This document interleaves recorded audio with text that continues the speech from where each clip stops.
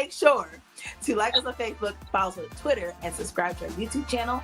And make sure to stay connected with us. And we would love to hear from you. So make sure you leave some comments about what you're hearing, what you're reading, what you do. We ain't got no Twitter. I said Twitter? Mm-hmm. I was about to ask what the Twitter page is. Oh, see? Okay. And I'm about to follow the Twitter page. So do it again.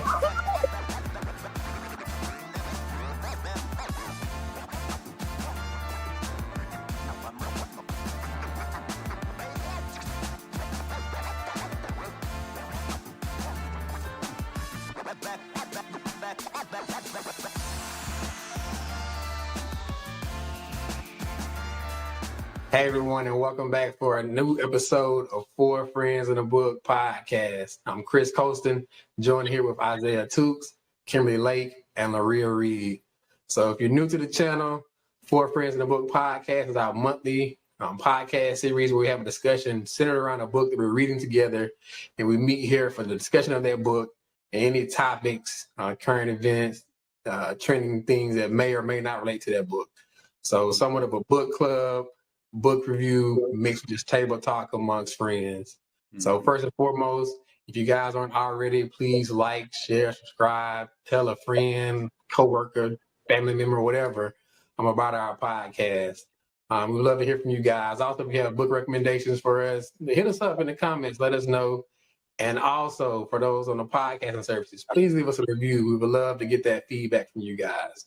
Mm-hmm. So again, Four Friends in the Book podcast, we read books over here. So the book for this month is it's a good one. It's actually, it's kind of celebratory. We're reading Black Cake by Charmaine Wilkerson. Very fitting book for this month because we actually got a little celebration ourselves. We have a Black Cake, and we also celebrating our 1 year podiversary. Okay. So, a good book to pair with us hitting this milestone in podcasting. Mm-hmm. So yeah, let's get into it. So Black Cake by Charmaine Wilkerson. Interesting book, good read. It's essentially the story of two kind of estranged siblings. So you have Byron and Benny, or Benedetta, kind of dealing with the death of their mother. And so they're having to come back and hear, I guess, kind of the estate planning, the will of their mother. And it really just takes you on this whole journey of her hidden past, from her growing up in the Caribbean to being in London, ended up in California, and also culminating with this kind of symbolic black cake that is that's kind of the center of this book and kind of one of the book pieces. So let's get into it. Let's unpack it, this story, and kind of get into the discussion. So first and foremost, what do you guys think about this book? Overall impressions. And we gonna start with Miss Laria Reed on this one. I want to hear from you on this. Okay. Well, with Black Cake, the first thing I went and looked up what Black Cake is because I had never heard of it. I didn't realize it was a real cake. Never heard of Black Cake. And I'm a foodie, so I'm like, what? How did I not know this? So now I've got to do it during the Christmas holiday so I can, I can make it myself. I would have looked up 1,000 recipes. But anyway, the overall gist of the book was very, how should I say, nostalgic. It's like, it's a whole bunch of history of a person, which I like. I did not like all of the names. It was so many names. I was trying to look up who was who. And then, but is it Eleanor? Whichever one. She had like a lot. It was just a lot of names. And that was the only thing I really didn't like about it. It just, she went into a lot of detail. But anyway, the overall gist of the book, it was cool. It was a little slow. It was neat hearing her life. And I think that losing a parent, I sympathize with them losing a parent. I've never lost a mom, pray I never do. But to understand what that would feel like, to get a lot of questions answered, I thought that was cool. And to even think about it, a reading of the will, and then we're going to have a recording of the person. I always thought that was really neat. So it was kind of cool. You know, I don't think it was good. It wasn't good, but it wasn't bad either. So I'm kind of like, it was in the fair department for me. It was okay, but it was cool. It was cool. Okay. We got a fair. So not good, not bad, fair and neutral, I guess. Isaiah, what are your thoughts, brother, about this book, Black Cake by Charmaine Wilkerson? Well, my overall thoughts on, unlike Laria, fair is good in this point. Like, I would say it was bad, but it wasn't fair. You know, it was well executed. I can give her that. Like, Charmaine, she wrote the book. She wrote a really good book. The story was engaging. The character was fascinating. I feel that, the book was really written very intelligent. But I also came away from this book feeling a bit overwhelmed. I had a lot of problems distinguishing between too many characters. There were so many threads to follow, so many brief chapters. And I felt that like I didn't have a lot of time to fully grasp the threads, and the story just jumped all over the place from one character to another one. And I felt that the momentum had actually started switching back and forth. 1 minute it was good, and 1 minute it just lagged on. And I was on this roller coaster, and I really didn't even know how to get off. The author really does tell a good story, about, like, I like that she told the story, like the social issues that we face today about sexuality, race, dysfunctional family, violence, and a lot of other relevant subjects. But the characters in these stories are flawed, in which that makes them real. It was just too many to follow along with. And I was actually just jumping all over the place instead of being in like one time frame. But if you're willing to, deal with these jumps, and I think this would be a story for you that can be rewarding. Okay, good. And again, 4 friends in the book, we're reviewing these books, giving our opinion, our personal kind of take on the book. So it's good to kind of hear you guys' inputs and thoughts about that. So, Ms. Lake, what were your overall impressions, thoughts about this book? I actually really enjoyed the book. I thought it was really written well. I think the characters are really like fleshed out. So they're very, you had depth to them. So you just knew a lot about the characters. And I enjoyed the book because my dad is from Jamaica. So I kind of relate to the stories, or even some of the sayings in the book. Like my dad says, like, right you are, like he says that. So I would hear those things and it reminded me of my family. And I actually have had black cake. I don't like it, but other people might like it. So but other than that, I just thought the book was good. I liked the pacing of it. I liked the ending too. So I thought overall it was an enjoyable read for me. Okay, good. And so again, for those that don't know, so this is and I guess in the fiction category for this month. So kind of that fiction, mystery, suspense book, which is not always my favorite genre of books. Like, if you guys been rocking with us, me, I'm all about the history, African American history, a lot of that stuff. But I also enjoyed the book. I listened on Audible. So I didn't actually read it. So I listened on Audible, and I think that may have helped me out with this particular book. So there was a lot going on. There was a lot of characters. There was a lot of just switches throughout the book. But I think with a book like this, it's kind of necessary.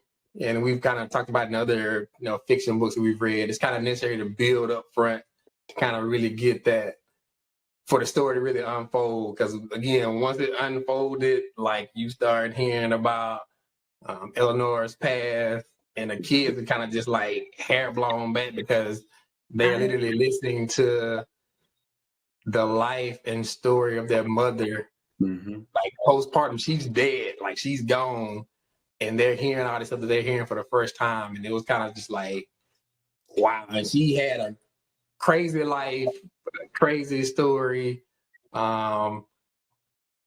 And it was a lot. I think it took a while to build. There was a lot of different characters, but I feel like it was necessary for it to make it unfold properly. The only issue I had was the ending. And I don't know if it was because there was just so much that happened prior to that. So by the time you got to the end, I just feel like it kind of fizzled out. I don't know how it could have ended better. I don't know if it could have been done differently to make it better. But that was kind of the only issue that I had with the book. I just feel like it didn't end well. Audible. Big shout out to the narrators of the book on Black Cake. So look, whoever the narrators were, they put their little island vibes, they island twists. I mean, they was put their little accent on it. So shout out to the narrators. They did an excellent job, and I think they kind of really brought me in as well, just hearing the different characters, inflections. I wrote it down. It was narrated by Simone McIntyre and Lynette Freeman. So excellent job narrating the book. I thoroughly enjoyed that part, especially with the island accents. You know, I loved it. Loved it. Your accent is killing me. Yeah, man. You know. Y'all may have me giving Audible a chance now. I didn't know they do the accents and stuff. Okay. Yeah. Okay. But see, Chris, let me just say this before we keep going. It took us a while to get him on board with Audible. Okay. So we're making strides. Isaiah, you're next. Okay. Yeah, like I agree. For those, like I told y'all when we first started this thing off, like it was struggling to read and really dedicate time to kind of sit down. The Audible app helps out immensely. You can kind of listen when you're driving in the car, you're in the gym working out, you're in a grocery store, whatever you're doing. You can just really listen. And if you have a good narrator, like in this case, they really bring the book to life, and you get the visuals of kind of hearing it, especially with the character. So for those that haven't checked out Audible, it's a great app for listening to books, and especially if you have a good narrator. Like I said, it makes it a whole experience, a whole vibe. And took your boy to the islands on this one, so I was happy.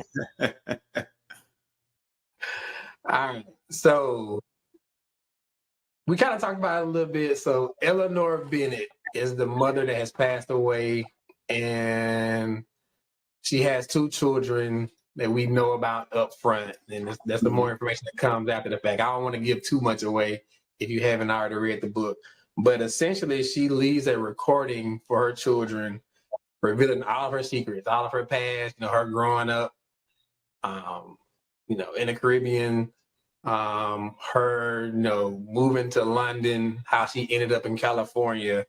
So kind of a question for you, for the 4 of us here, like, how would you feel if your parents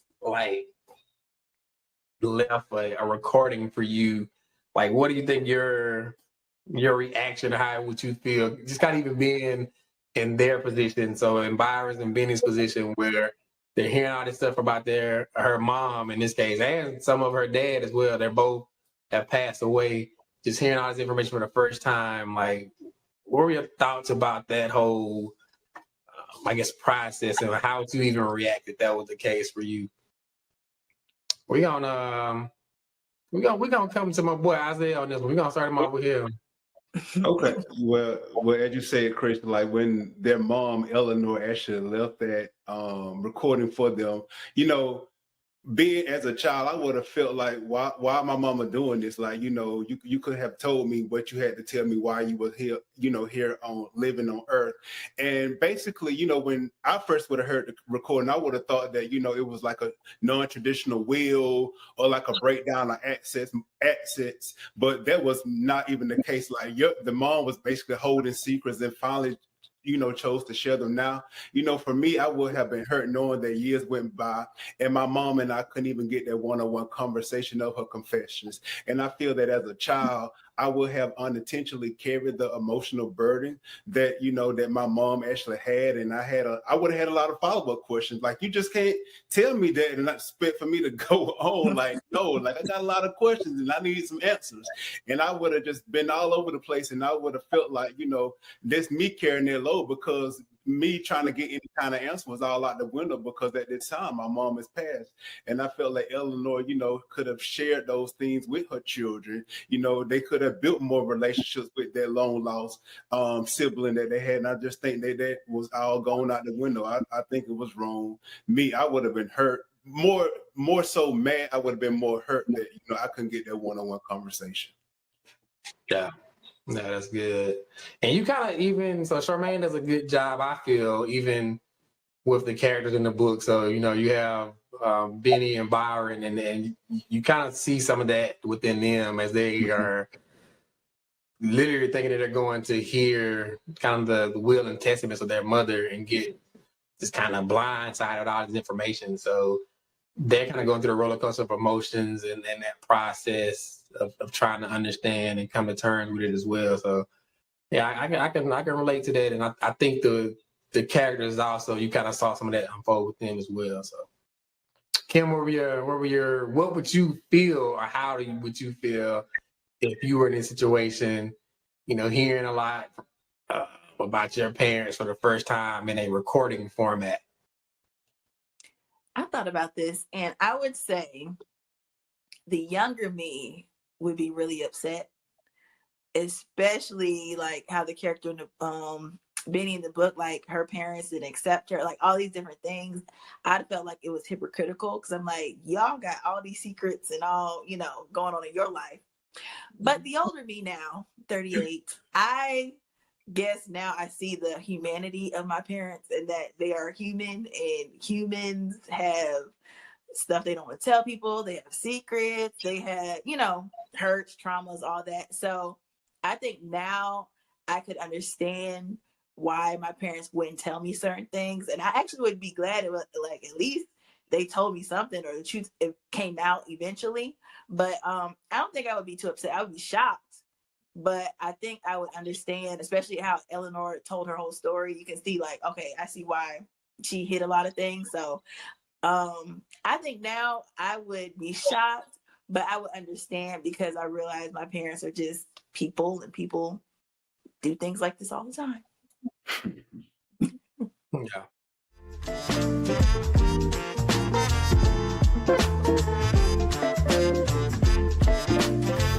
I love the journey with the people.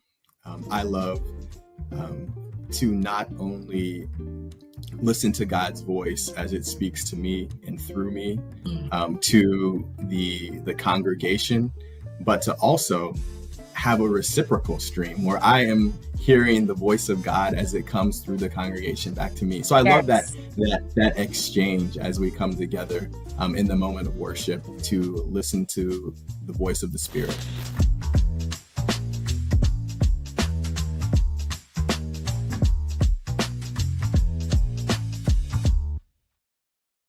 Part-time job, full-time hustle, all-time Shiro to all of us. You nurture, we listen. You teach, we thrive. You lift our spirits, but we've got to lay down the truth. It's time for you, our Shiro, to stretch for the stars. A free online chat can give you the personalized tips you need to start boosting your retirement savings today. Start saving more for retirement so you can feel prepared and live your life to the fullest. Visit aceyourretirement.org.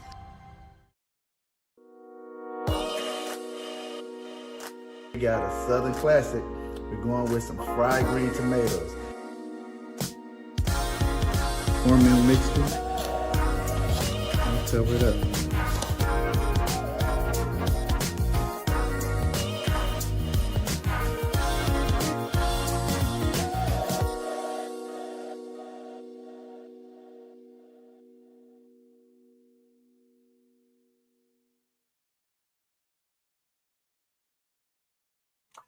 So yeah, you're sitting with my boy, Mr. Mitch, which he got a little backstory with him. So he's the family lawyer, and he's the one that's playing this recording for the two siblings, Byron and Benny. I don't know how I would feel about this being in this situation. I can definitely understand Isaiah's point, to not have access to the information, while your parents are alive, and to really think about how things could have unfolded or been different if that was a discussion while they were still here on the earth. I think, just you have that longing and desire, even if there's follow-on questions, you have the ability to interact and ask those things. And I kind of agree with Kim's point as well. I think if nothing else, to even leave the recording makes it good, because they could have ultimately just, passed away, and the kids that have never known anything about, their past, their mother and their father's past, and how they even have come to be, who they are. So I think that probably gave them a greater appreciation of what their parents have gone through and what those, hardships have afforded them as children. So I kind of see both sides of it. I think it is a lot to kind of, unpack, especially with as much that was kind of thrown out in this book. So I don't want to give away too much, because if you guys haven't read it, it's a lot. Like it's a roller coaster. Like Isaiah mentioned, it's one of those hair blown back moments. And so, yeah, to get all that, after your mom is gone in this recording format can be a bit much, and you don't have all the answers. You can't interact. You can't ask those questions. But I do think it would be at least that you have this keepsake now. You have this kind of last testament, this last kind of artifact that you can have of your mom, and even potentially share with your kids, in the future or something like this. So I can see the positive aspect on that side. So yeah, I'm kind of in between on that one. It's kind of a hard place to be in, but I can see the pros and cons on both sides. Maria, what are your thoughts on this topic? So just really getting a life story, a lot of facts and hidden information just kind of unfolded, after the fact. What would be your thoughts about it? Because I guess in the book, and also if you were in this situation. Well, when I first read it, I thought like, oh, that's cool to do because I've seen a lot of people do videos and, to their children, if their children are younger, to let them know how much they love them and what to do when they get married and how to look for a good guy, for their daughters and stuff. But with this, it felt more like a last ditch effort to make things right. And I feel like a lot of our elders are not used to sitting down having conversations with us like, look, Correct. Mama did this, did da, da, da, da, da. And it was a big chance that they would have found out from somebody else, certain things happened, like your mom had another name. She didn't go by that. We don't know her as that name. They could have gone back to the island looking like, hey, do you know this lady? They're like, oh yeah, that's was it Kobe? Said, look, I'm getting all her names. But it could have been so many things. And I think it was just her way of getting it off her chest before she died. Like, I want to make sure that things are right. And yes, it's hypocritical. Yes, but some people have their reasons. They just can't do it. She did the best that she could with the way that she was raised. And most Islanders that I know, they don't express feelings like that. Excuse me, Kim. Yeah. But, they gotta sit there like, let's sit down and have a conversation so I can let you know how things were when I was growing. Like, they'll tell you things, but I think that's just a African American, Island American, Black people thing. We just don't do that. So when I heard about it, I just felt that way. And I think that that's what it was, and nothing more, nothing less. It was just her way of getting some things off her chest so that her children had some answers. Now, was it wrong to just dump it all on them at once? Because that was a lot. I'm like, y'all killing people with champagne and cakes and stuff like that. I'm like, well, y'all done killed the man so you can get out the marriage. Look, spoiler, but it was just, it was a lot of shocking stuff. Like, I would have been like, what kind of mother did I have? So, but it was very interesting. And I think that, that's just my take. Yeah, no, I think you bring up a good point. I think it may be generational You know, and even we've talked about it before in our culture, we don't typically talk about our past, whether that be traumas or just kind of hardship or things we've gone through. And so historically, those things just kind of go unspoken. And considering the life of like Eleanor, Covey, whoever you want to call her, like she had a lot going on. We kind of alluded to it. We got this murder mystery, people popping up dead, taking on new identities. There's a lot. And so as a child, to hear that your parents have gone through some of these things and activities, I think could be overwhelming. I don't know if she had a guilty conscience. I don't know what it was, but I think it was good that she actually finally came to terms to leave something, a lasting memory for her kids, to at least have the ability to kind of work through this process and not just be completely blindsided. Like you mentioned, they could have went back and found something on their own and not hear it firsthand. So it wasn't firsthand in the sense that she told them directly, but at least she left a recording to give them a little history about their lives. So I thought that was cool. All right. So we kind of talked about it a little bit already. Whole bunch of characters in this book, whole bunch of people. There's a lot going on. I mean, we got name changes. This is a lot. You know, Isaiah kind of mentioned it earlier, like it's a roller coaster. And so you also have these roller coaster of characters and people in the book as well. So my next question is, if you guys had to become friends with a character within this book, within this roller coaster journey that Charmaine Wilkerson takes us on, like who would that character from this book be and why? And so we gonna come to Miss Lake on this one. Let her kick this one off. Who would that character be for you and why? Well, this wasn't hard for me because I picked Benny because she is an artist. You know, she's creative, free spirit. So I just felt like, yes. So I was like, she followed her heart, you know, did what she wanted to do. And I connect with that. So I think we would have a great time hanging out, making films, going to museums, all that kind of stuff. So I would pick Benny because I feel like we just have kindred spirits in that way. Okay.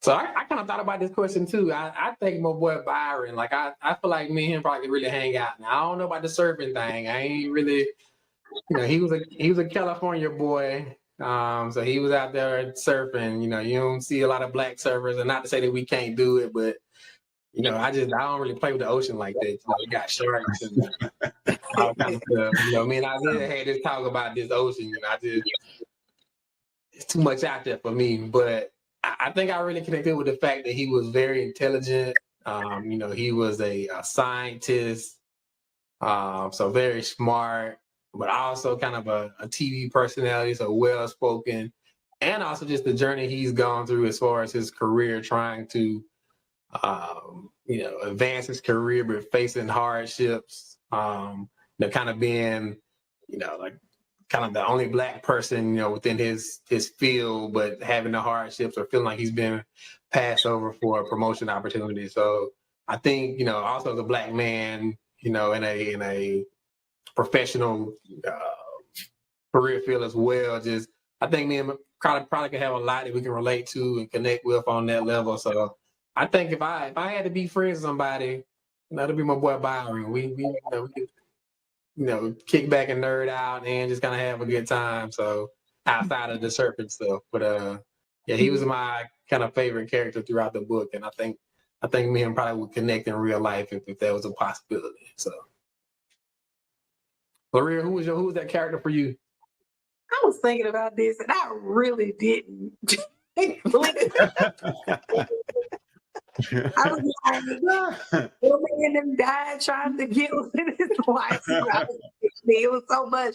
But the most interesting person to me was, of course, Eleanor. I mean, even from her getting her name, like her life story, I wish I could just sit down and just let her talk, because what we got was good. But I feel like with that, she probably had like 8 million more stories. And I'm like one of those people who love to hear, you know, older people talk about different things they went through and how things were. Because I'm like, tell me some more about Scotland. Like, you were in this, you know, you've lived in all these different places, and yeah, like she had just an interesting life. So I would want to know more from her, even though the writer gave us a lot, but I would want to know more about just her. I think I would click with her. Okay. I like that. Yeah, she definitely had the interesting past. So yeah, Yeah. I can understand that. All right, Isaiah, who's that person for you? You know, if I had to choose, I'd choose none of them. These people crazy. I'm just playing. But if I did have to choose someone, like Chris said, it would actually be Byron. And I chose Byron because Byron was intelligent. He was a go-getter. He was ambitious. Chris, I would actually go out there and go surfing with Byron because, you know, I like to try stuff like that. But out of all Byron business decisions of wanting to move up within his company, what I most connected with Byron is he was family oriented. Like no matter what he wanted to go within his career, he was going to see about his mama, and that's how I am as well too. You know, that's why I connected with that. Like it does not matter where my career takes me. Mama, daddy, they coming first and they coming with me, and I like that because he stayed with his family when his sister left for 6 years, and you know he put them first, and that's what connected me, not the ambition, not nothing, but just the family-oriented person, the humbleness, and that's what I connected with. Yeah, that was good. I think that was a very relatable character. You know, him kind of being there for his mother.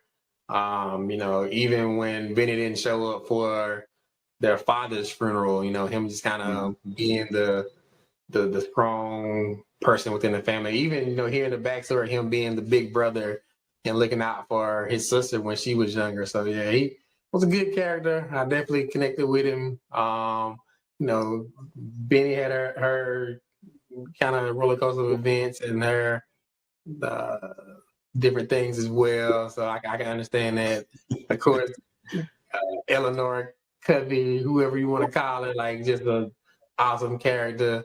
No, y'all didn't talk about my boy Lil Man. Y'all didn't talk about Mr. Lynn. But there's so many, Yeah, it was so many characters throughout this book. My boy Gibbs. There were so many characters throughout this book.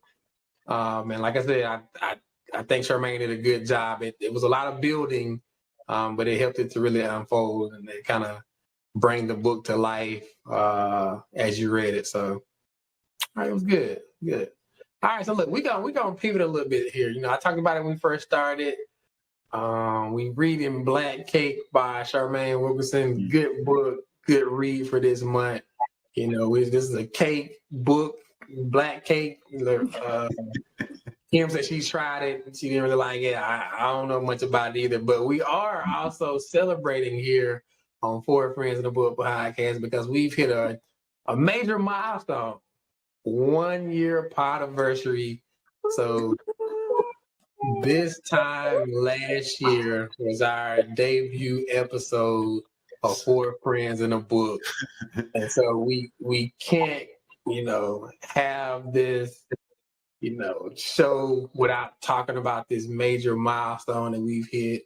Like I said, 1 year of podcasting has been cemented in the books. You know, let's kind of talk about even how we got here. Let's give those viewers and our listeners just kind of a little insight into kind of our journey over this past year, as far as how we've gotten here, what we anticipate for the future, and just kind of what we learned throughout this process. So let's unpack this a little bit. So we kind of talked about it in one of our previous episodes. And again, if you guys haven't watched all of our stuff, go back, listen on YouTube, check us out on the podcasting services. We kind of touched on this stuff briefly when we first began, but let's kind of revisit how we started, how this all began, how we connected. And I'm just gonna give everybody a chance to talk. I'm gonna start with my brother Isaiah. Like, just kind of give your perspective as far as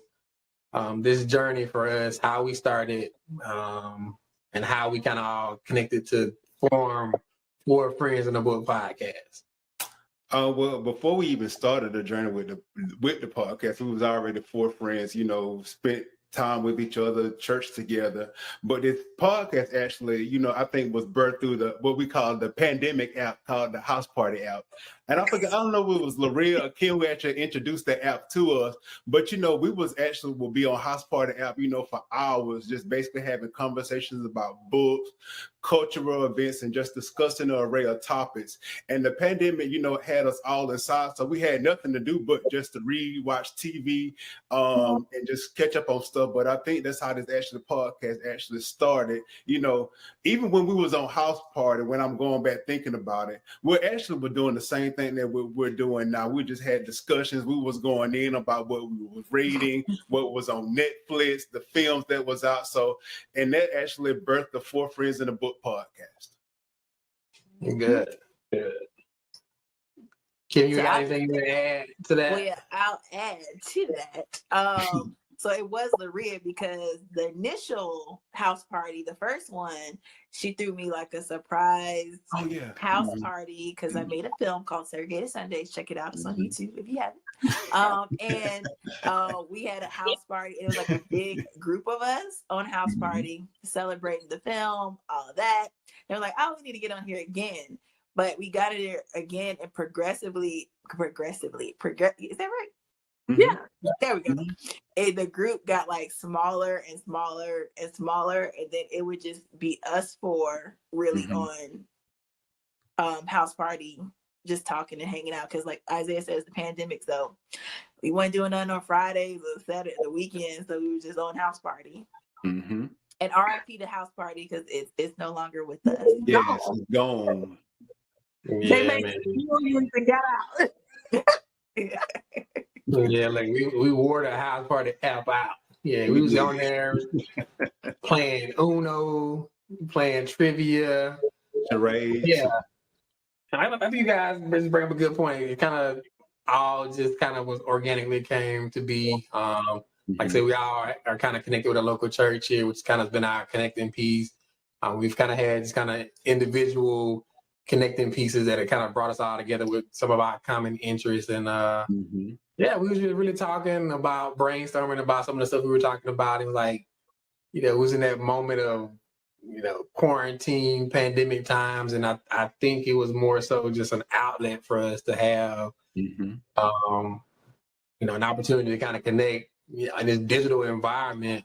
And I think as we continue to do that, we just thought about like, man, we probably should do a podcast. That's true. Like I said, prior to that, I had no initiatives or even plans of doing any type of podcast. And it's kind of weird. I had started doing some like online events and speaking things. And so I was kind of slowly starting to come into that lane. But again, it was just kind of things that kind of popped up because at that point, everybody was doing it. Like, all you had was online activities. But yeah, I really didn't have any aspirations prior to that. But it's been a good journey. And I think just, again, how we have connected from just, you know, kind of all same age range, similar backgrounds. We all have different perspectives, but I think they gel well together. And I think that was kind of been the catalyst for us having this group and kind of putting our thoughts and ideas out to you viewers and listeners that are been rocking with us. So yeah, it's been a good experience, good journey thus far. I'm excited about what we have in the future. So all right, Lorraine, what you got to add to that? Bring us on home. Look, nothing. It's all facts. It's all facts. Everything everybody said is the truth. You know, we're the cool nerds. We enjoy talking about a lot of different things, and it's cool. It's good having conversation with you all because, you know, it's different perspectives. We all have different backgrounds, but it's still, we're alike, but not alike. I like that. Okay. Well, Laria, I'm gonna come back to you then for this next question though. So, all right. So we've been doing this podcast thing for about a year now. So again, celebrating our 1 year pod anniversary, 1 year podcasting, 1 year of Four Friends and a Book. What have you learned? What have you learned about yourself? What have you learned about us? What experiences what new insight have you gained over this past year since we've been doing this thing, which we call Four Friends in a Book? I have learned that I procrastinate with my reading. I read to the last minute. One of the things, if you tell me 30 days, I'm like, 30 days? Oh, I get that done. So 2 days out, I'm like crash and read. And then the next month, I'm like, you know what? I'm not doing that again. And then I get on track to do it right. And then the next month, I'm back doing it again. So anyway, I learned that Audible is amazing. I learned that, I appreciate, this is a tribute to the three of you guys, that we can stick together and really do this, because most people don't go the distance. And we've gone the distance every month. Kim has been like, hey, Chris has been like, hey, Isaiah like, hey, we got some more topics, and I've been kind of along on the ride. But y'all have kept everything moving. And I appreciate it because, it's just the consistency of this group. It can be tough to pull 4 people together to do anything for 12 months. And we've done it. So kudos to you guys. I think that's awesome. Good. Isaiah, what about you, brother? For me, what I've gained over this past year was, from being on this podcast, like, it's okay to make a mistake. And I remember when I first started the podcast, I used to pick myself apart over stuff, that I have had said. And it basically comes from trying to strive for perfection. And I remember early on, I had a conversation with Kim, and she gave me some great advice. Do not compare your chapter 1 with someone else's chapter 20. And after that conversation, it seems that a light came on. I learned so much from you guys, and I enjoy the different perspectives, like Laria said, that you all bring to the show. I like that we all challenge each other to actually think outside the box and be open to fresh and new ideas. And it's true, as biblical says, that iron truly does sharpen iron. That's so true. I was sitting with a credit score of about 500, and I was reading something that said I could buy a house, and I absolutely didn't believe it. We came to NACA because my credit got destroyed. Someone broke into our apartment while we were both out of there, basically stole almost everything we had. That landlord that I was talking about, she came after us for thousands of dollars. Then I found NACA, signed up for the workshop, sat there, listened. I heard it again. Credit score doesn't matter. I was like, okay. We did the workshop in May of 2020. We closed on this house December 1st, 2020.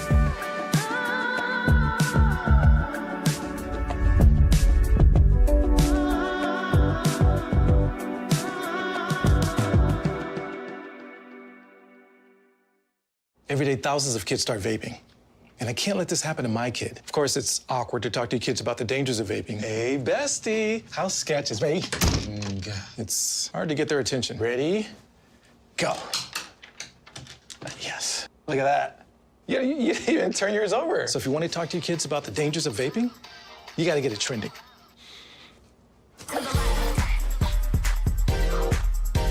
No, you're doing it wrong.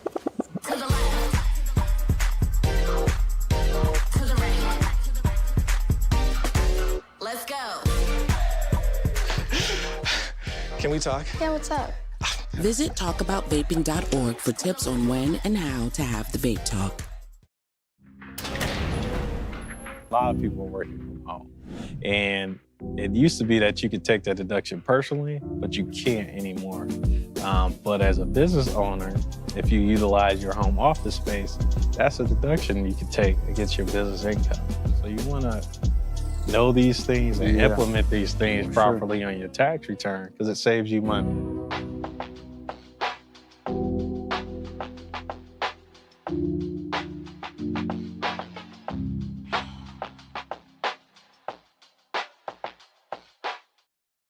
Like that boy, he mini rants again. Why? It's in him. He's so right. Yeah, that's good, bro. That's really good. Kim, what about you? I learned that we all really have some really great thoughts and minds. Like, I think we, look at things, we're similar, but we look at things from different perspective. So I think that's cool that we can have those type of conversations. And kind of like Laria said, the consistency, or as Willie Reed would say, the stickability. I remember I was watching Kevin on Stage one time. He talked about how, like, somebody's like, how do you make it? And he was like, if you a podcast, he was like, make it 100 episodes. He's like, because most people don't even make it to 10, so a lot of people start things but don't finish it. So I'm just proud that we are continuing on, and I think we're getting better and better. I remember we first started, it would take us a little longer to record. Now we can just throw stuff up, we can be like, hey, we can talk about this. All right, let's go. And we can do that. So I think the growth of us as co-hosts as well is great. So that's right. Yeah.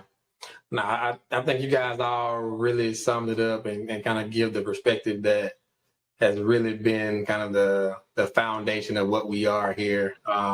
We are for individuals with unique personality, unique ideas, but it has all worked together well. I think we have learned to play off each other's strengths.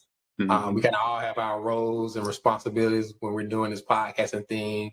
I think we have figured out a way and a formula that makes it work for us. Kind of similar to what Laria mentioned, I've learned that I can't procrastinate. Like, I got to make sure I'm on time, on topic. And it's really been good for me because this has forced me to do the reading that I always wanted to do. So I was enjoy reading, but just never made the time to do it. Whereas now, we got to have these podcasts out. So it's really forced me to take the time and to set aside the time to kind of plan and to make sure that we have things kind of in order. Because I don't like I said, I don't just want to get up here and make a fool of myself. So, but I think ultimately, like I said, like you guys have kind of mentioned, how we have a unit and a group that's really working well together. And it's really been a good experience of just learning about podcasts and learning about, the presentation and a lot of the behind the scenes things as well, as far as just getting better at doing this thing and being able to engage with audience and each other. So, it's kind of, it's allowed us to reflect on each other. And also try our viewing and listening to the audience to kind of get that feedback. So it's been a good experience and a learning experience. So, yeah. All right. So, talking about the past, what we've done, how we started, what is in the future, or what do you guys hope is in the future? What's in store for Friends in a Book? Like, what's I'm gonna come to the dreamer over here because I know she's got some the dreamer way out there. Not way out there, but I actually, because I listen to a lot of podcasts, and a lot of podcasts do live shows and tours. So they'll go to cities and do a live version of their podcast. Might be in the theater with their audience. So every time we do the podcast or I think about future, I would love for us to be able to go on the Four Friends in a Book tour and do live podcasts in a couple of different cities. So that's where my mind is. Future. Okay. I like that. Yeah, that's good. That's good. I think for me, I'm looking forward to us like really getting into like a space or a studio space, or just us, kind of getting outside these four frames that we have here and just kind of being in a collective area where we can really record. I'm excited about what the future could bring as far as new books, new topics. Even with these author spotlights, I mean, I think that's been a great thing. So even how this podcast is growing and evolving, I'm just really excited about the unknown and uncertainty of it. So I think for me, it's just, I feel like we have kind of untapped potential. We've made great leaps and bounds with this thing, but I just know we can take it so much further. So I'm just excited about what we can do that we don't even know we can do yet. So sure, that's kind of my I guess future hopes and plans for us. So, all right, Laria, coming to you on this. What are your hopes for us in the future for Four Friends in a Book podcast? Well, I just see us interviewing like a lot of celebrity artists and different influential people who have a lot of thoughts and great minds. I just see us like sitting down on a sofa or whatever, just talking to different people, maybe once every quarter or something like that, where we have like a huge person. And I just really feel like that's doable. I think that that can happen. And I always envision it in my head. So I think that it's going to happen. Oh.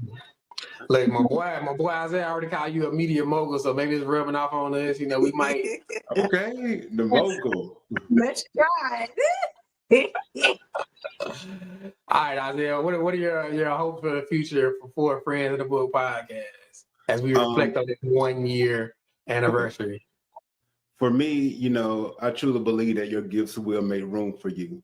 So it's important that for us not to actually rush to the finish line. Like we actually must sit in the work, learn from the work that we actually do, find enjoyment actually in the work. And I'm glad that we actually enjoy actually doing this podcast, trusting that the process, that our improvement along the way will actually provide opportunities for hope.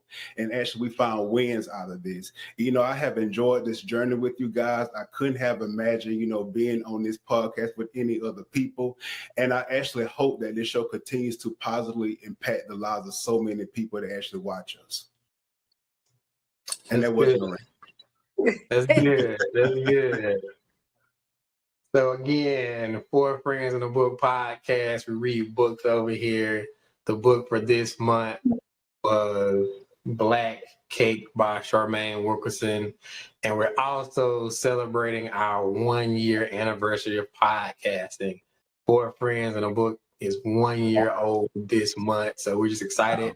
We thank you guys for supporting us on this journey. And we just look forward to what may come. As my brother Isaiah said, as we enjoy this process, things will just continue to unfold. And we're just excited about what's to come.